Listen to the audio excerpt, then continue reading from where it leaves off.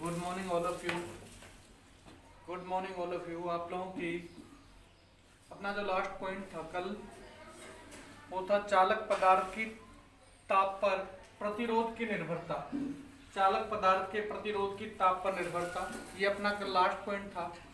इसके संदर्भ में हम लोग पूरी बात कर भी नहीं पाए थे। देखिए बेटा, चालक पदार्थ के प्रतिरोध की ताप पर निर्भरता। किसी भी चालक पदार्थ का जो प्रतिरोध है वो ताप के व्युत्क्रमानुपाती होता है, अर्थात यदि आप ताप को बढ़ाएंगे तो आपका प्रतिरोध कम होगा। यदि आप ताप को बढ़ाएंगे तो क्या होगा बेटा? प्रतिरोध कम होगा।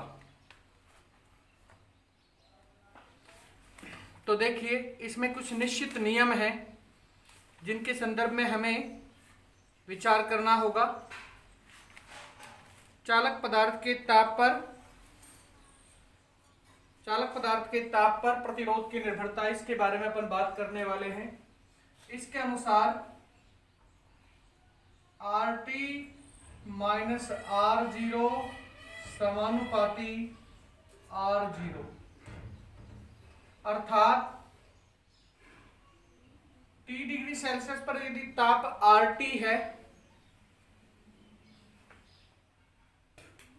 और 0 डिग्री सेल्सियस ताप पर यदि प्रतिरोध R0 है, तो इन दोनों का अंतर, किस किस का अंतर भाई? RT माइनस R0, मतलब T डिग्री पर जो प्रतिरोध है वो और 0 डिग्री पर जो प्रतिरोध है, उन दोनों का अंतर प्रारंभिक प्रतिरोध के समानुपाती होगा।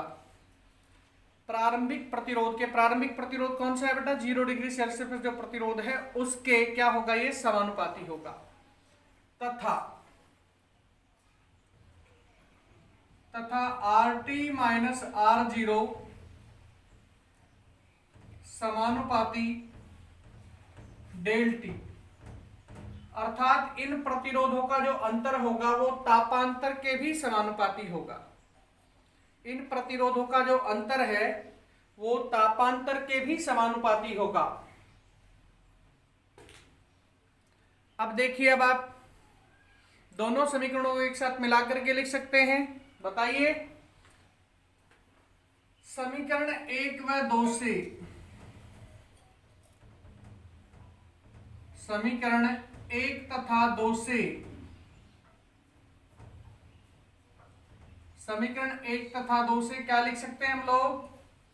बताओ जरा, क्या लिख सकता हूं? इनका LHS पक्ष समान है या फिर RHS पक्ष समान है? बताएं आप। इनका LHS पक्ष समान है तो मैं लिख सकता हूं कि भाई RT माइनस R0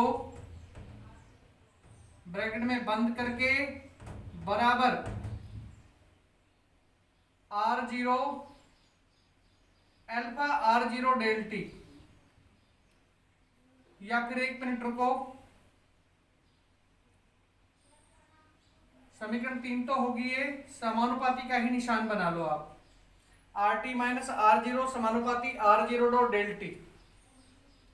अब इस समानुपाती के निशान को हटाएंगे तो यहां पे एक नियतांक लगेगा, RT माइनस R0 is equivalent to alpha R0 dot del T. समीकरण हो गई 4। अब यहां अल्फा क्या है बताएंगे क्या आप?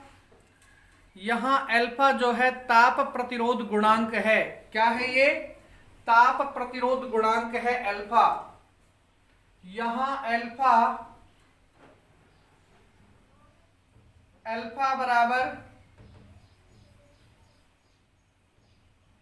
ताप प्रतिरोध गुणांक,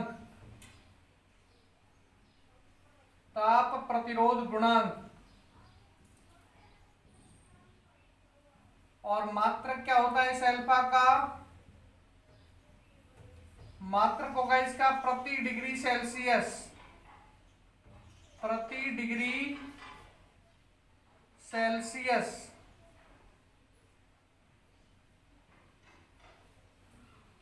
या फिर इसको सिंबल के रूप में यूं डिनोट कर सकते हैं हम लोग, प्रति डिग्री सेल्सियस। या प्रति केल्विन या प्रति फारेनहाइट, जो भी अपने को अच्छा लगे वो अपन यहाँ यूज कर सकते हैं। ठीक है, अब देखिए समीकरण 4 से, समीकरण 4 से अल्फा बराबर क्या हो जाएगा भाई, अल्फा बराबर R T minus R naught upon में R naught dot del T. समीकरण संख्या हो गई 5।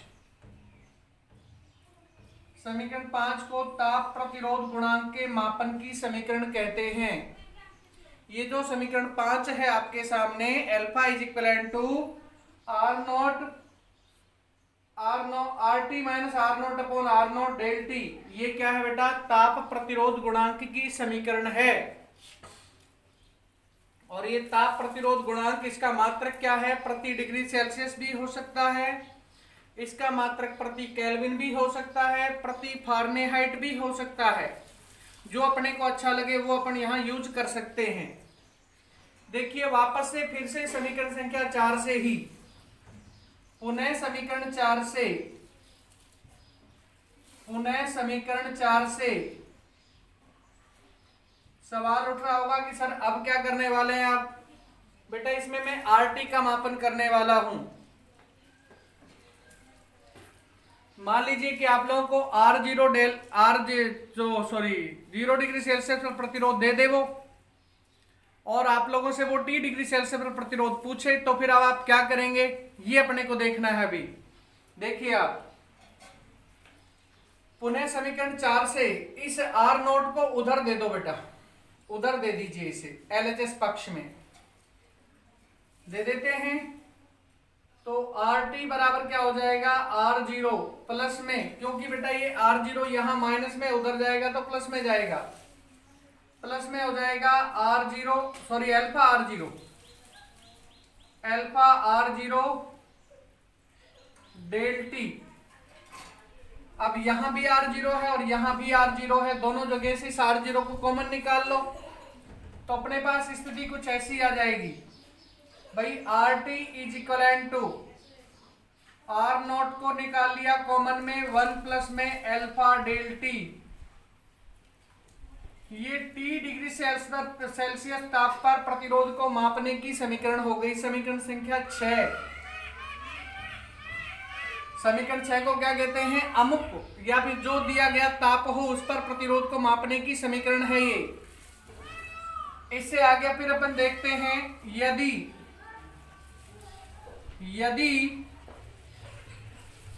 डेल टी बराबर T2 माइनस T1, दो अलग अलग ताप दे दिए जाएं आपको, एक T1 और एक T2, एक T1 और T2, दो अपने को अलग अलग ताप दे दिए, तो फिर क्या हो जाएगा, RT बराबर R0 1 प्लस में अल्फा छोटा bracket T2 minus T1 bracket बंद और ये बड़ा ब्रैकेट बंद। तो इस पर आप यदि अपने को दो अलग अलग ताप भी दिए जाएं तो भी अपन प्रतिरोध का मापन उस पर कर सकते हैं। तो इसना अब देखिए आप लोग वापस से ध्यान से सुन लीजिए, किसी चालक पदार्थ का प्रतिरोध सर्वाधिक निर्भर करता है ताप पर।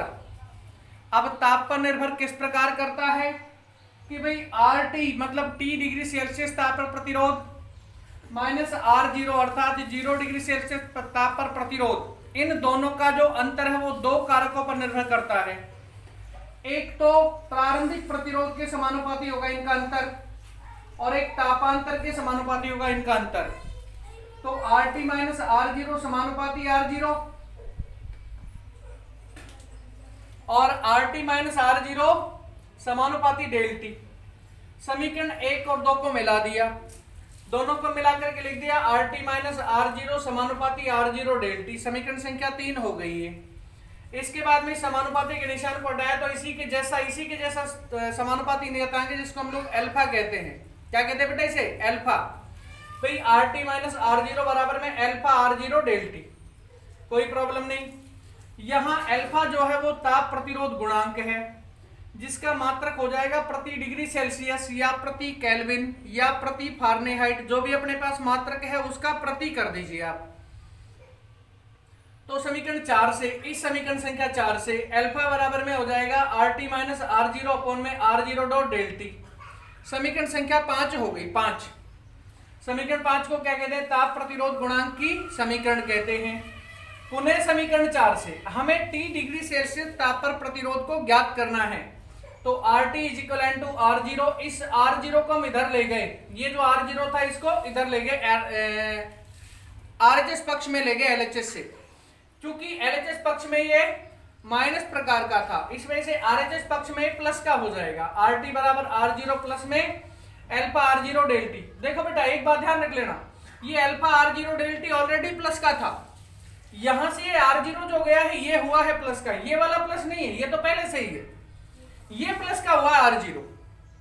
तो अपने पास समीकरण हो गई RT माइनस R0 1 प्लस में अल्फा डेल टी। समीकरण संख्या 6 हो गई। इसके बाद में अपन ने बात की कि भाई डेल टी यदि दो अलग अलग ताप हमें दिए गए हों तो उन पर क्या होगा? डेल टी बराबर RT2 माइनस T1, और आगे इसमें मान रख दिया कि भाई RT बराबर R0 1 plus alpha T2 minus T1। इसके बाद फिर अपन बात करते हैं बेटा दूसरे प्रकार के चालकों की, या दूसरा एक और अलग पॉइंट ले लेते हैं। एक दूसरा पॉइंट है बेटा पदार्थों के प्रकार। ओम के नियम के आधार पर पदार्थों के प्रकार। ओम के नियम के आधार पर पदार्थों के प्रकार। देखिए ओम के नियम के आधार पर पदार्थों को दो प्रकारों में बांटा गया है। कौन कौन से पदार्थ है भाई? दो। एक तो है ओम के नियम का पालन करने वाले, और दूसरे हैं ओम के नियम का पालन नहीं करने वाले। तो अब इनके नाम बता सकते हैं तो बताइए आप लोग। इनके अगर आप नाम बता सकते हैं, जो ओम के नियम का पालन करेंगे वो, और जो ओम के नियम का पालन नहीं करेंगे वो, इन दोनों के अलग अलग नाम है बेटा। इनके नाम बता सकते हैं तो बताइए आप। पहले प्रकार के पदार्थ है बेटा ओमीय पदार्थ। ऐसे पदार्थ जो ओम के नियम का पालन पूर्ण रूप से करते हैं। ऐसे पदार्थ जो ओम के नियम का पालन पूर्ण रूप से करते हैं उन्हें ओमीय चालक कहा जाता है। ऐसे पदार्थ जो ओम के नियम का पूर्ण पालन करते हैं उन्हें कौन से पदार्थ कहते हैं? ओमीय पदार्थ।